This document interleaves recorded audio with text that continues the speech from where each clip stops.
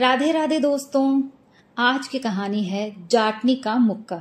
एक जाट और जाटनी की बड़ी ही दिलचस्प मजेदार कहानी को पूरा जरूर सुनिए। और अगर आप चैनल पर पहली बार आए हैं तो प्लीज चैनल को सब्सक्राइब कर लें। कहानी अगर पसंद आए तो लाइक और शेयर करना बिल्कुल भी ना भूलें। एक गांव में एक जाट रहता था। ना तो उसके माँ बाप जीवित थे और ना ही उसके कोई भाई बहन था। बस अकेला था, दुबला पतला सींग सा पहलवान, शक्ल ऐसी कि कयामत तक भी उसे कोई लड़की ना दे। मगर उसकी किस्मत ने ऐसा करिश्मा दिखाया कि बिल्ली के भाग से मानो छींका टूट गया हो। दूर के गांव के 5 बेटियों के बाप ने अपनी बेटी का ब्याह इस जाट के साथ कर दिया। दुल्हन बनकर आई जाटनी का नाम अनोखी था। घर में आए अब जब जाटनी को 4-5 दिन हो गए तो उसे पता चला कि जाट तो नाकारा और एकदम उज्जड़ आदमी है। जाटनी ने जाट को समझाया कि ऐसे घर नहीं चलेगा, कुछ तो काम करना ही पड़ेगा। मगर जाट तो बिफर उठा। उसके दिमाग में ये बैठा था कि औरत को जितने जूते पड़े उतना ही अच्छा रहता है। फिर क्या था, सुबह उठने के साथ उसका अनोखी पर भड़कना एक बार शुरू हो जाता तो रात बिस्तर पर जाने तक जारी रहता। जाटनी ने अपने बाप को बुलावा भेजा तो उसका बाप आकर अपनी बेटी के घर एक दूध वाली गाय बांधकर चला गया। अब जाटनी अपने घर के कामों में लगी रहती। खेतों से चारा लाना, गाय का दूध दोहना, ये सब। अब गाय का दूध बेचकर ही दोनों का गुजारा होता। उधर जाट का आलम ये था कि हर बात के लिए जाटनी को कसूरवार ठहरा देता। अगर चाय बनवाई तो खुद की लापरवाही से ठंडी हो जाने पर भी कसूर जाटनी का, और अगर गरम गरम चाय से जीभ जल गई तो कसूर जाटनी का, और फिर उस पर थप्पड़ की बौछार करने लगता। समय गुजरने के साथ साथ जाटनी अब अपना घर का काम खत्म करने के बाद पूजा पाठ करने लग गई। थोड़ी बहुत पढ़ी लिखी थी, धार्मिक पुस्तकें भी पढ़ लेती। विवाह के 5 वर्ष बीत गए पर घर में किलकारियां ना गूंजी और ना ही उधर जाट में सुधार हुआ। जाटनी का ध्यान अब पूजा पाठ की तरफ ज्यादा ही लग गया तो जाट को भी ये सहन न हुआ। इस बात पर भी वो जाटनी को झाड़ता, ये अलग, और पिटाई करता, वो अलग। एक दिन की बात है कि जाटनी गांव में किसी के घर सत्संग में यहाँ चली गई।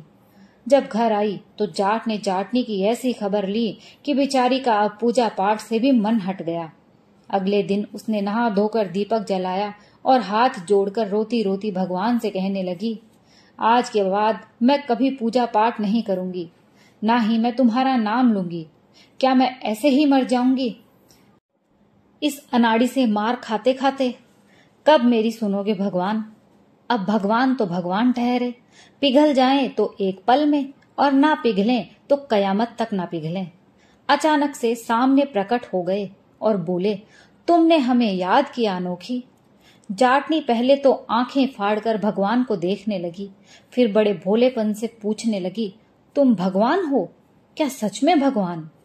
भगवान बोले, हाँ, मैं ही भगवान हूँ। तुमने मुझे याद किया और मैं चला आया। कहो, क्यों याद किया? जाटनी कहने लगी, हे प्रभु, क्या ये भी मुझे बताना पड़ेगा? आप तो अंतर्यामी कहलाते हैं। आप मेरे घर वाले को थोड़ी बुद्धि क्यों नहीं देते? हर रोज 40-50 गालियां और 4-5 थप्पड़ लगाते हैं।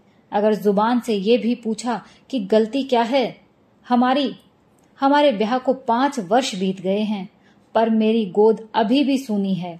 वैद्य ने कहा है कि हम दोनों में से किसी को कोई कमी नहीं है, लेकिन फिर भी औलाद होने का कसूरवार वो मुझे ही ठहराते हैं। अब जब जाटनी लगातार बोलती रही तो बीच में ही भगवान बोले, तुम ये सारी ज्यादती और अत्याचार चुपचाप क्यों सहती हो? जाटनी कहने लगी, प्रभु, वो हमारे पति हैं। हमारी दादी ने समझाया था कि पति परमेश्वर होता है। अब तो भगवान भड़क उठे और कहने लगे, अरे काहे का परमेश्वर? परमेश्वर क्या अपनी पत्नी को गाली देता है, मारता है? कभी तुमने सुना है कि विष्णु ने अपनी पत्नी लक्ष्मी को गालियां दी हो या उन पर हाथ उठाया हो? जाटनी बड़े ही भोलेपन से कहने लगी, नहीं भगवान, ऐसा तो मैंने ना सुना। फिर भगवान कहने लगे, अच्छा तो ये बताओ कि भोलेनाथ ने माता पार्वती पर कभी गुस्सा किया है या उनको कभी मारा पीटा है? जाटनी बोली, नहीं भगवान, मैंने तो ऐसा भी नहीं सुना। भगवान फिर कहने लगे, अब तुम ही बताओ अनोखी, तुम्हारे घर वाले को क्या हक है कि वो अपनी पत्नी के साथ मार पिटाई करे या फिर गाली गलौज करे। अनोखी कहने लगी, हम कुछ नहीं कर सकते, हम तो अबला नारी हैं। भगवान फिर गरज कर कहने लगे, खुद को अबला कहते कहते तुम औरतों ने अपने आप को छोटा कर लिया है। जाटनी कहने लगी, हे प्रभु, यहाँ धरती पर तो औरतों को यही समझाया जाता है कि औरत का पति उसके लिए परमेश्वर के समान होता है और औरत अपने घर वाले की दासी होती है। अब भगवान को थोड़ा गुस्सा आ गया और कहने लगे, समझाने वालों की ना मानोगी तो सारी उम्र सहती रहो ये दुख और दर्द, और अगर जीना चाहती हो तो रणचंडी बन जाओ। जब भी तुम्हारा घर वाला गाली दे या मारे पीटे तो उसे तुम छठी का दूध याद दिला दो, फिर देखो कैसे तुम्हारी जिंदगी बदल जाती है। अब मैं अपनी थोड़ी शक्ति तुम में प्रवाहित कर रहा हूँ। इतना कहकर भगवान अंतर ध्यान हो गए। भगवान के अंतर ध्यान होते ही जाटनी बड़बड़ाने लगी कि अब तो भगवान का भी सहारा नहीं रहा, आए तो घर उजाड़ने की बात कहकर चले गए। अब भला हम अपने घर वाले पर हाथ उठाएं, क्या हमें नर्क जाना है। फिर अगले कई दिनों ऐसे ही चलता रहा, रोज जाट की गालियां थप्पड़ मुक्का सहना, मगर कब तक, अंत तो हर चीज का होता ही है। एक दिन जाटनी अपने घर के काम खत्म करके नहाई और अपने कपड़े धोए। अब वो गीले कपड़े सुखाने के लिए छत पर चली गई। नीचे से जाट ने आवाज दी कि जरा पीने के लिए पानी का एक लोटा दे देना। जाटनी तो ऊपर गई थी और कुछ कपड़े फटकारने की आवाज से उसे जाट की आवाज सुनाई नहीं दी।